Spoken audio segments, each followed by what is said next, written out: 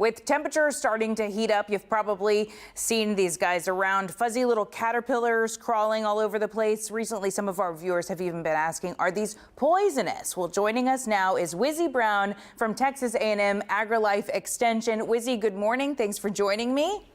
Good morning. So tell us about these caterpillars. What do you know about them? Are they common to this area? They're salt marsh caterpillars. Yes, they are common to this area, and they do not sting. Some people may have a irritation or a rash that kind of affects them, and they do turn into a moth. So we will start seeing them pupate, which they're going to do that in leaf litter or in a grassy type area. Okay. And then they'll emerge out as moths to start things over again. So I know that I've been seeing a lot more of them recently compared to what I can remember in the past. So does that mean we're going to see more moths soon? Probably, but that also means that we have lots of food for things like birds and lizards, so that's a good thing. There they are on the screen right now. I mean, we've been showing a video of other insects, but they're the black fuzzy one. And are they poisonous to any kind of plants or anything like that? No, they'll eat plants, but they're not going to cause any issues for the plants as far as poisoning. The hairs are there essentially to deter them from being eaten by other animals. Yeah. Do you think people are confusing them with asps? And is that common this time of year? Yes, I think people are confusing them with asps, which is a good thing because you don't want to touch those. Those do sting. But you can find asps at this time of the year now through fall, and they look different. They're usually a teardrop shape.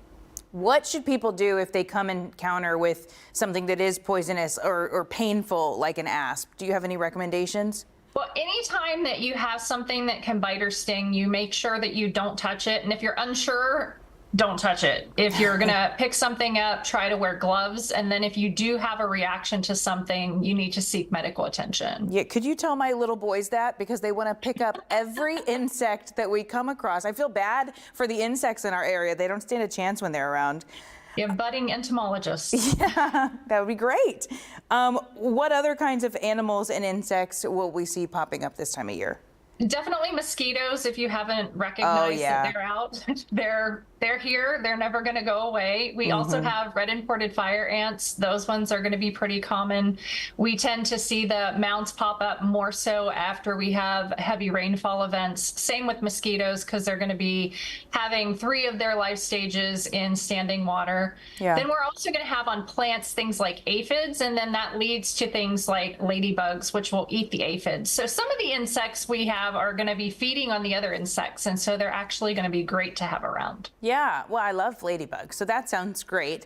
I have been noticing a lot of slugs and snails lately, but those can be bad for our plants, right? Right. They actually will eat the plants. They're not insects. They're a type of mollusk, but they will also eat plants. And there is barriers that you can use. You can hand pick them off of the plants.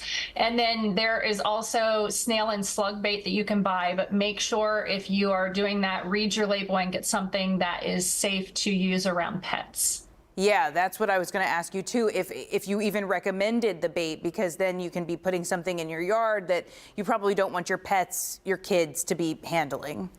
It really depends on which one you're getting. There is snail and slug bait that can be really hard on pets, but there is some that you can use around pets. And anytime that you're using any type of a pesticidal product, you know, kids and animals inside while you're applying it, and then once it's dry, they can return to the area.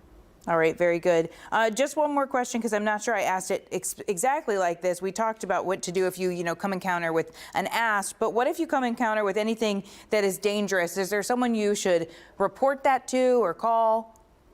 It really depends on what it is. If they're bee swarms, that's kind of a natural phenomena. So we just kind of recommend that people let those go. But if you have a honeybee colony or a yellow jacket nest or something like that, I would recommend that you contact a pest management professional. Yeah, wasp too. That's pretty common this time of year.